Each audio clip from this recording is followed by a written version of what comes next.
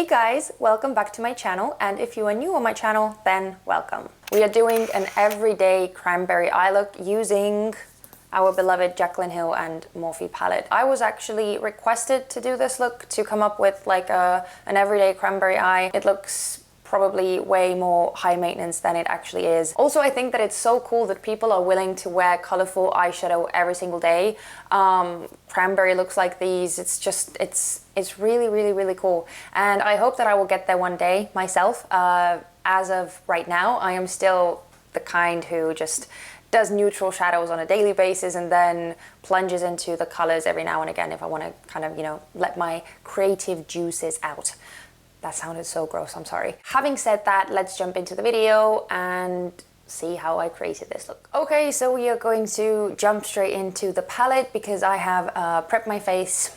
I haven't used any face primer. I've only used the under eye corrector thingy by NYX, and I've also used the NYX HD Eyeshadow Base on my eyes to lay down some kind of a foundation. So I'm going to dip into, this is again one of my favorite shades in the palette, Hunt, this really beautiful orangey kind of red shade. I'm going to start dusting that in my crease. Not taking too much color at all, taking it all the way to the inner corner and kind of buffing upwards as I get to the outer V.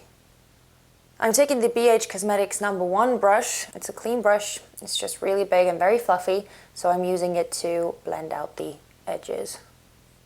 Because it is a darker shade, I want to make it blend into my skin tone really nicely. Has to be like a very, very even transition. Okay, so the next color we're going to dip into is the shade Jax. And we're going to put that in the crease, in the outer corner and in the inner corner. We're going to kind of create like this halo eye effect, but not really.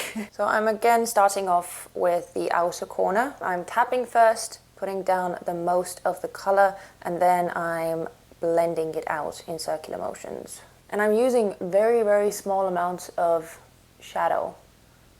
I dipped in the pan just once right now, so we don't want it to get too crazy. Or at least I don't want it to get too crazy. You can make it as crazy as you want, of course. And then I'm just connecting the outer and the inner corner in the crease. Taking a bit more shadow and building up the intensity in the crease. And now I'm taking the previous brush and I'm just going over the edges, blending over that transition point. Okay, and last but not least, we are going to take the shade Cran Apple and put that over the lid. And now I'm taking the previous brush that we used to lay down the shade Jax. I'm dipping into the pan just once, and I'm very lightly just tapping over the inner and the outer corners. And then just buffing over.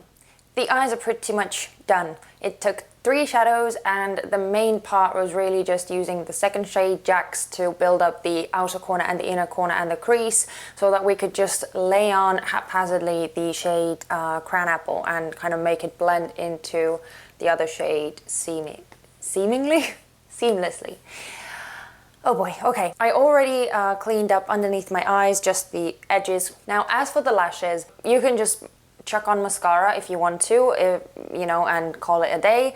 But I want to put on some kind of falsies, so I'm going to use the Demi Wispy Accents, sorry, by Red Cherry Eyelashes. I'm going to put them on the outer corners of my eye and just use some mascara. This is the L'Oreal Paradise Extatic Waterproof Mascara. I love this mascara because if you have very, very straight lashes, like me, this mascara is absolutely perfect for keeping the curl, because even if I curl my lashes and I use a regular mascara, they will just fall flat like in seconds. And finally, I'm adding the lashes. Okay, I look 10 times better than I did before, and that is makeup for you. We are pretty much good to go for the lower lash line. If you want to know exactly what kind of products I use for my face, then you can check the description box. I will list every single item there. Also, I wanted to say that for my inner corners, I did use the same highlighter that I have on my face. I also applied it underneath my brow bones a bit, but it's the Becca Shimmering Skin Perfector in the shade Champagne Pop. So for the lower lash line, because this is an everyday look, we are just going to use one shadow, and we're going to take the shade crayon apple and put it all over our lower lash line. And now I'm just taking a fluffy brush, but it's kind of more narrow. It's not as flayed out. So I'm using that to kind of soften the edges a bit because I don't want the color to be, you know, too harsh. And now all that's left to do is apply some mascara on my lower lashes as well, and then finish up with the lips. For my lips, I'm first going to line them with the Essence lip liner in the shade Honeyberry, and then I'm going to apply the Maybelline Color Sensational matte lipstick in the shade Divine Wine. And last but not least, I'm going to spritz my face with the Wet n Wild Photo Focus Cucumber 3-in-1 Primer Water. And then I'm going to set my makeup in place with the Catrice Prime and Fine Multi-Talent Fixing Spray. And that was the whole tutorial. Now, a couple of things I want to quickly mention. I know that the lip liner I was using does not exactly match the lipstick that I was using. When I applied very, very dark colors like this, I want to be able to apply the lipstick with ease so that I don't have to worry about, you know, going over the lines or something and messing up the rest of my makeup. And also it prevents the lipstick from like bleeding and smudging and all those kinds of things. So that is the reason why I was using that. And also I don't have any other kind of lip liner that would match this tone. And also I know that this lipstick is extra bold. I like the combo, but obviously I understand that it's not for like every day, so you can absolutely wear a nude or whatever kind of lip color floats your boat. I hope that you guys liked this video and tutorial too. If you did, then you already know what to do. You can give me a thumbs up, and also if you haven't joined my YouTube family yet, then you can click the subscribe button and join. But that's it. So thanks guys so much for watching, and I will see you in my next video. Bye!